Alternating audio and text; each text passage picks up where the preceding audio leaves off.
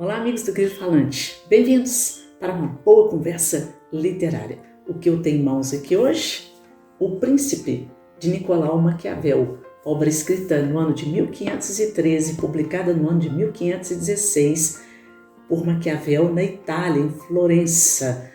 Nós estamos agora entrando no período renascentista da Itália. E antecipadamente eu quero dizer algo a vocês. Não, nenhum momento aqui, em nenhuma página desta obra, está escrito que os fins justificam os meios. Frase atribuída a Maquiavel, um pouco equivocadamente como frase. Mas será que esse princípio, essa ideia, pode ser encontrada aqui, foi elaborada em certa medida por Maquiavel? Nós vamos conversar sobre isso daqui a pouquinho. Mas antes eu gostaria de pedir a vocês, mais uma vez, que deem seus likes. Isso é importante para o canal do Grilo Falante.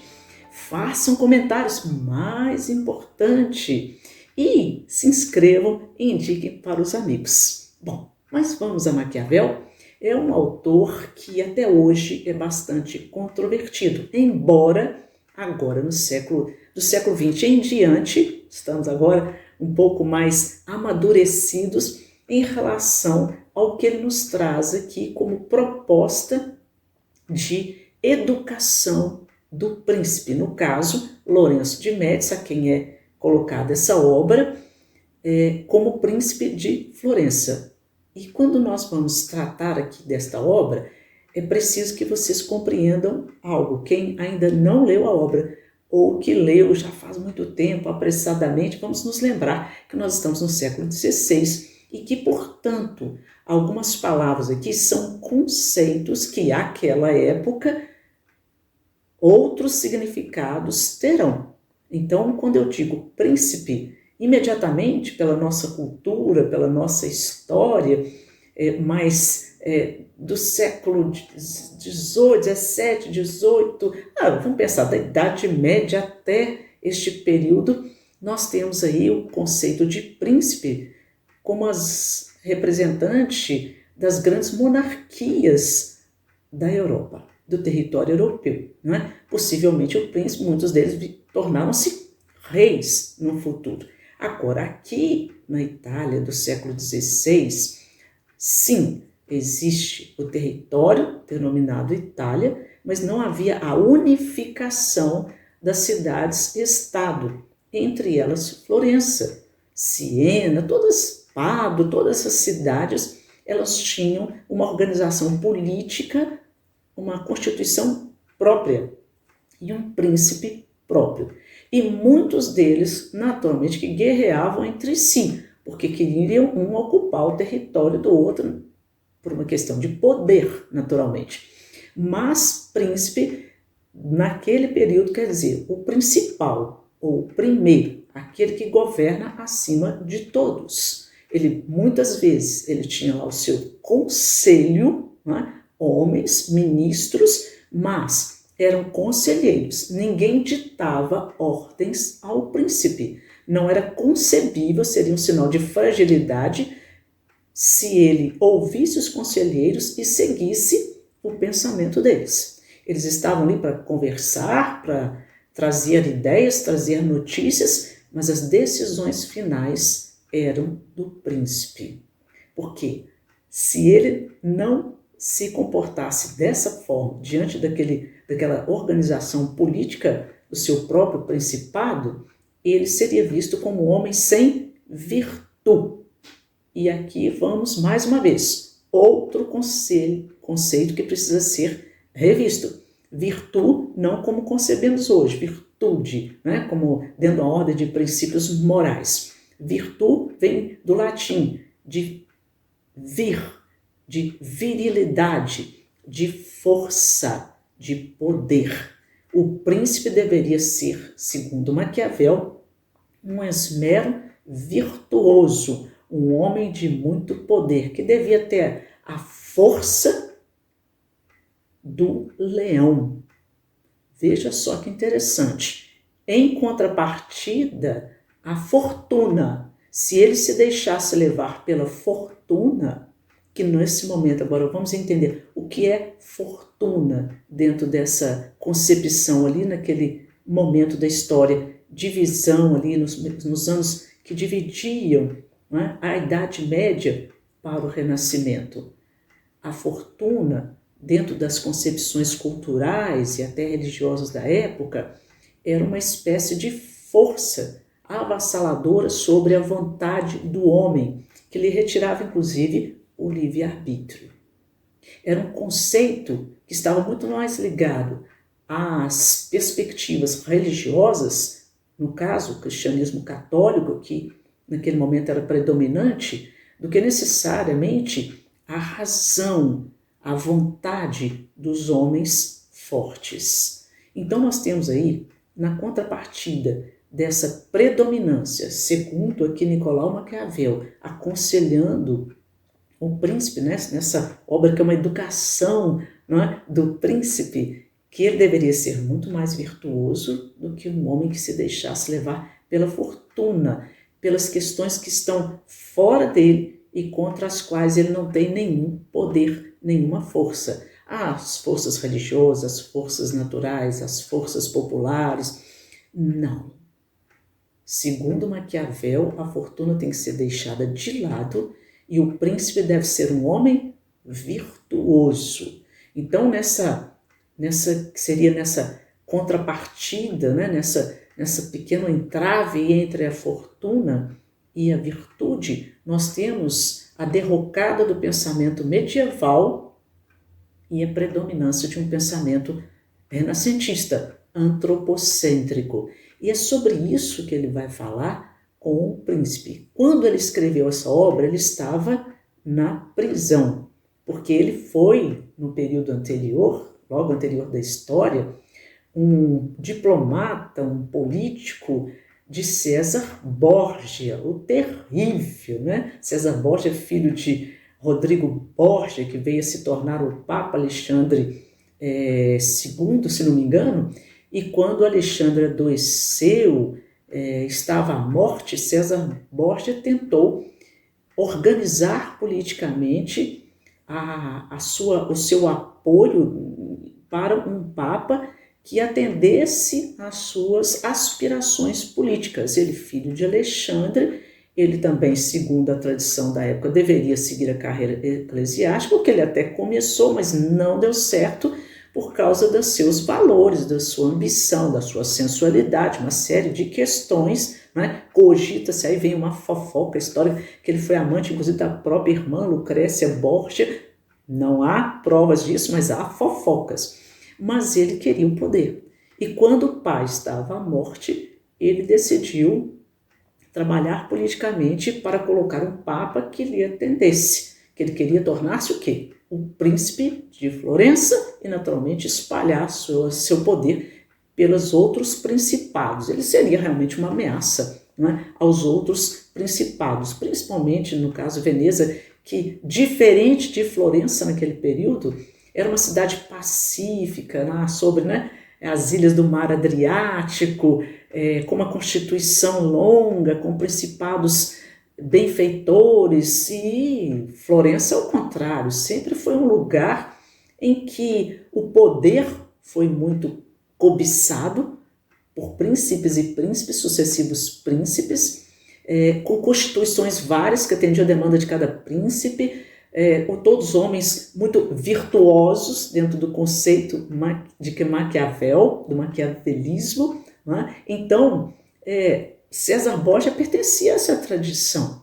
E quando o pai morreu, ele não teve tempo para organizar a sucessão do papado, porque ele também adoeceu gravemente, ele esteve quase à morte, e nesse interim, Júlio II, que era um inimigo da família Borgia, ascende ao papado, e quando César Borgia acaba se recuperando, mas não vai viver muito tempo, né, ele já perdeu a anuência, o apoio do papado, que era um instrumento de poder fenomenal.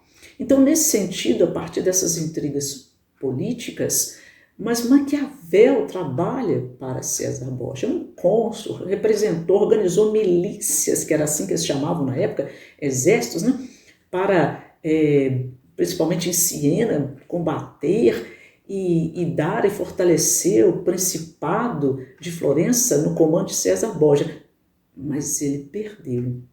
E acabou que nessas querelas políticas, nesses entraves, César Borgia acaba morrendo e quem ascende, portanto, né, toma o principado é Lorenzo de Médici. E quando ele ascendeu, houve uma conversa sobre quem seria interessante ou não para o principado permanecer ali, não é, no Palazzo Vecchio, não é? E Maquiavel foi retirado do palácio, foi proibido de frequentar o palácio, foi preso, foi torturado, depois considerado inocente, mas foi, de certa forma, exilado. Ele foi para a sua propriedade no interior, uma vida comunal quase, muito restrita. Por lá ele ficou 1 ano. Mas nesse período nós vamos vê-lo tentando entregar a Lorenzo de Médici o seu volume de O Príncipe. Lorenzo de Médici recebeu, mas não deu muita atenção. Mas o que consta aqui?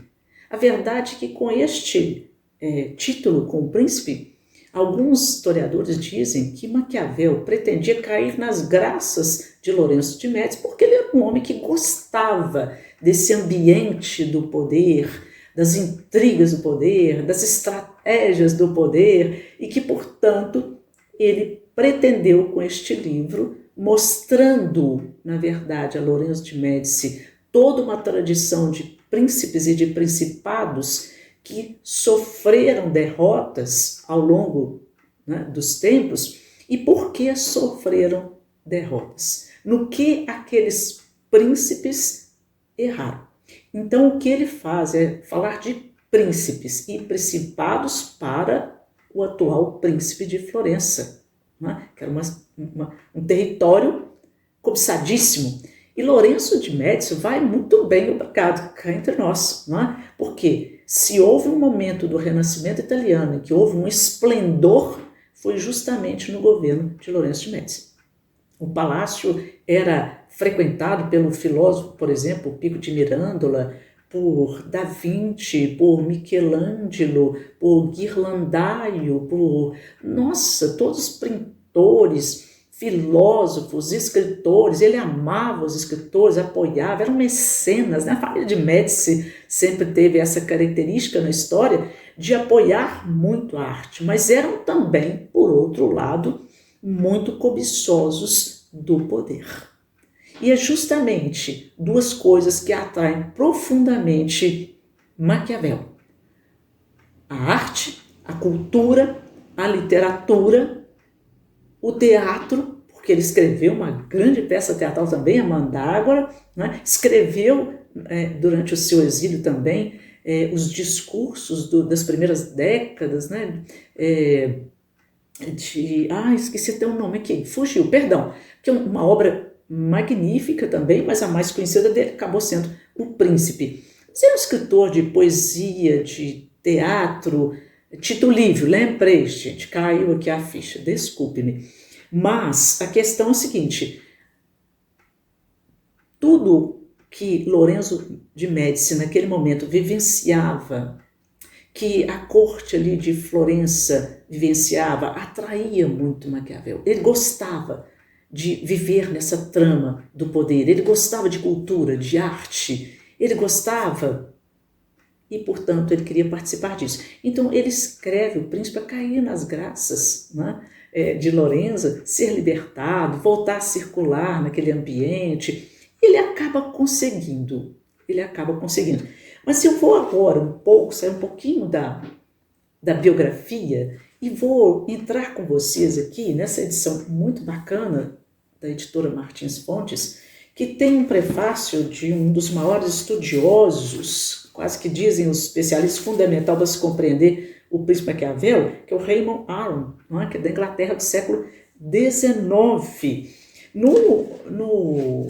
Depois que se encerra a obra aqui, tem um glossário muito importante dentro dessa perspectiva que eu estou colocando para vocês, do conhecimento dessas palavras que, na verdade, eram conceitos da época diferente do nosso entendimento hoje. Porque se entrarmos na obra e lermos estas essas palavras, esses conceitos com conhecimento temos, ou nós nos perdemos, nós não compreendemos a essência de O Príncipe. Então está aqui ao final, muito bacana, um trabalho muitíssimo bem realizado. Eu aconselho quem ainda não tem a obra, esta edição é muito frutífera em termos de organização e de condução aqui, de toda a organização da obra a partir do período. Tem toda uma cronologia, desde o nascimento de Maquiavel, lá no final do século XV, né, até chegar no século XVI, ele vai viver próximo de 60 anos, não é? Com uma vida riquíssima, altamente produtiva. Então, agora vamos à obra, né? Vamos falar um pouquinho da obra. Estou aqui na cronologia, que eu queria mostrar algo para vocês aqui, algumas passagens, além de que vou dizer a vocês como na minha área literatura, né, que aqui eu tenho como se fosse o início, né, do pensamento da ciência política que ele inaugura aqui nesta obra fantástica. Mas minha área é a literatura, eu gosto muito de história, os historiadores me ajudem aí a dar detalhes que sejam interessantes, mas com suas contribuições, seus comentários, mas vamos perceber aqui algumas questões que eu talvez possa entrar dentro da minha perspectiva também literária. O que ele faz aqui em cada capítulo? Tem um título, né? Por exemplo, o primeiro, Nicolau Maquiavel saúda o jovem Lorenzo de Médici, o Magnífico. Nós temos aqui uma introdução, que é o primeiro capítulo, né? No segundo capítulo, também todos titulados, são 26 capítulos. Ele fala, olha, quantos são os gêneros dos principados e de que modo são conquistados? E aí começa o processo de educação política. Ele faz no primeiro parágrafo uma apresentação, uma introdução clássica, apresentando uma tese, e a partir daí ele vai desenvolvê-la, e eu achei interessante isso, que ele segue sempre a mesma estrutura. Depois ele vai trazer exemplos em cada capítulo, a partir da tese dele, ele vai trazer exemplos de outros príncipes, de outros principados que deram certo ou não. E trabalhando sempre essa ideia também que é central aqui, do desenvolvimento da virtude e dessa força que deve agir contra o que ele considerava naquele momento, o renascentista, algo contrário, que seria a fortuna, que é o fluxo, que independe da vontade do homem. E agora o homem tem uma vontade, ele tem um propósito, é um ser político. E alguns criticaram Maquiavel, muitos até recentemente, essa controvérsia ainda existe, de que ele fosse, portanto, um adepto ali ao poder dos príncipes, e os príncipes deveriam ser homens virtuosos, ou seja, isentos acima desse conceito do bem ou do mal, e no caso, agindo muitas vezes para a conquista de territórios dentro dessa perspectiva que nós consideraríamos hoje mal, não é? Porque a violência prepondera, a força prepondera, a inteligência prepondera, que ele então fosse um homem voltado para a permanência desse regime dos principados. E hoje sabe-se que não, que ele era um republicano. A questão dele era dar a conhecer também, é uma das hipóteses, às populações, aos leitores, a todas as pessoas da época, como agem os príncipes, não é? Porque ele daria essa instrução, o que fortaleceria estratégias para aqueles que defendiam o quê? A república. Olha que interessante. Então, há controvérsias na totalidade.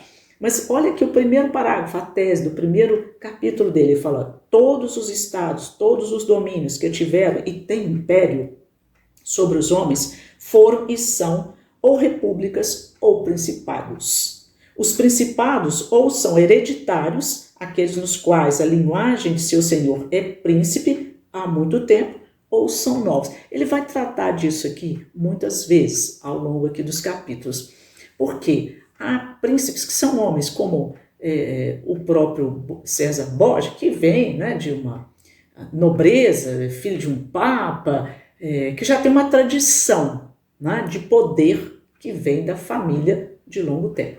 Mas há outros príncipes, fala, esses precisam dos seus exércitos, das suas milícias, para se proteger, tanto interna quanto externamente, contra outras forças que tentam dominar esse território e contra forças internas insatisfeitas, né, as populações. Agora, ele fala os novos príncipes, aqueles que não têm tradição, por uma série de arranjos políticos e estratégias, alcançou esse poder, o principado, de ser o primeiro, de ser o principal, ele muitas vezes deve localizar-se no território que ocupou, que dominou, e deve agir com certa, que aí ele fala, com muita prudência para aqueles que são locais. Ele tem que angariar a simpatia, a confiança dos locais, porque isso é que vai fortalecer o contra os externos, né? As forças externas.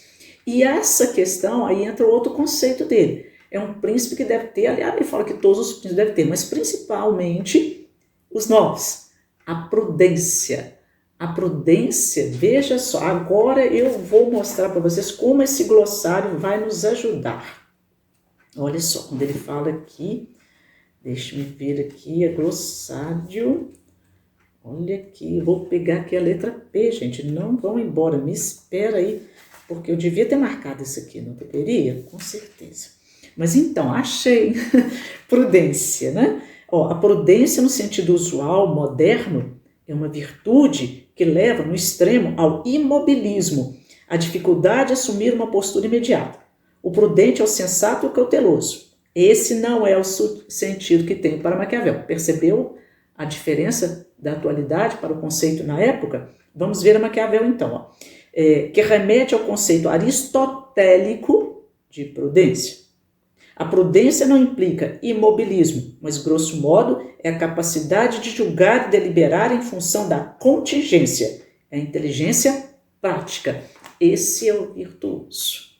Ele vai fazer o exercício da prudência atendendo sempre para a vida prática, não para o idealismo, que, por exemplo, ele é contemporâneo de Thomas Morris, que escreve a Utopia, que é uma obra que fala de um ideal de cidade, sai do real, sai da praticidade, do pragmatismo e cai no campo do idealismo. Ele fala, não, isso é muito religioso. Thomas Morris era um homem da igreja também, né? Ele fala, não, o homem renascentista, o príncipe desses principados mais contemporâneos, não pode agir assim. Ele tem que fazer prevalecer, sim, o pragmatismo. E por isso, muitas vezes, ele não deve ser temerário no uso da força, da violência. Porque ele fala assim, se é muitas vezes violento com um, ou com um pequeno grupo, ou com um grupo, mas para permanecer o poder em benefício de uma maioria do seu próprio principado, então ele está correto. Agora eu queria mostrar para vocês aqui que o tempo está ficando escasso, mas lá no capítulo 22, quando ele fala, aconselha o príncipe, como ele deve escolher os seus ministros. Olha, ele fala assim, ó, os secretários, né? Não é de pouca importância para um príncipe a escolha dos ministros, que serão bons ou não, de acordo com a prudência do príncipe. Voltamos ao conceito de prudência. A primeira conjectura que se faz a respeito do cérebro de um senhor baseia-se na observação dos homens que ele tem em torno de si. Olha, se esses forem capazes e fiéis, o príncipe sempre poderá ser reputado sábio, porque soube reconhecê-los como capazes e mantê-los fiéis. Quando, porém, não são assim, sempre se pode fazer um juízo desfavorável dele, pois o primeiro erro que comete o faz nessa escolha. Quer dizer, se os secretários aconselharem mal e o príncipe se deixar levar pelos secretários, ele fala, o primeiro que errou foi ele, porque não soube escolher.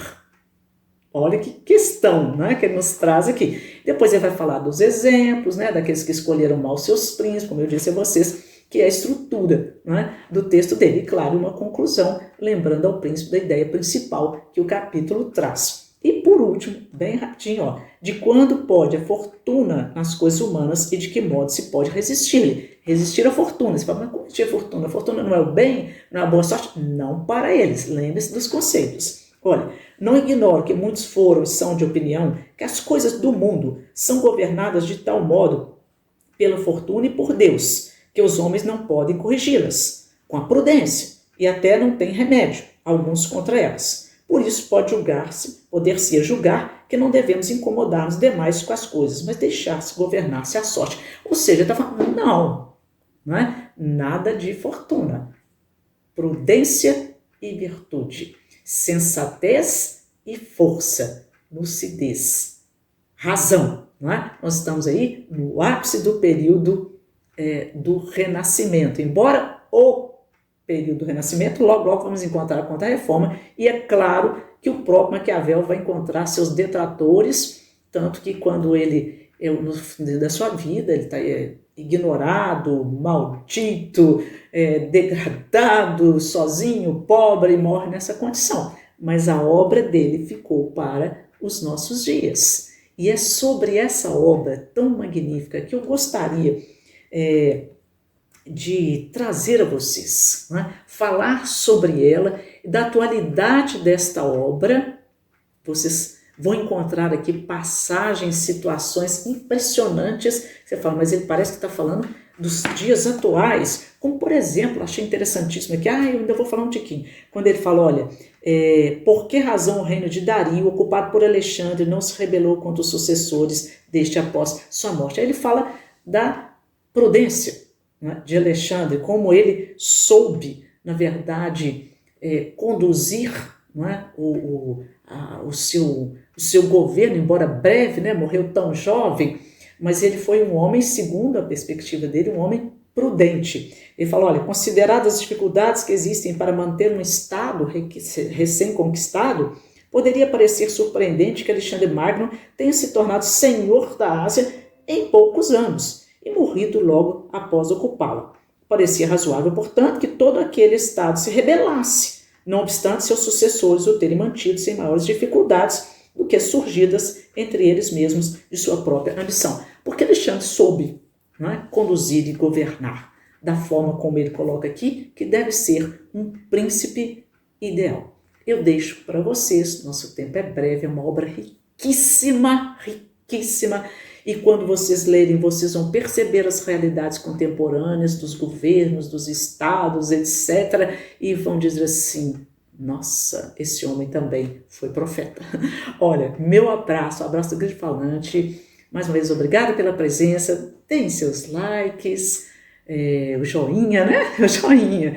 E façam seus comentários, conversem comigo sobre o príncipe, ok? Será uma conversa principesca com o Grande Falante. Um abraço e até o próximo encontro.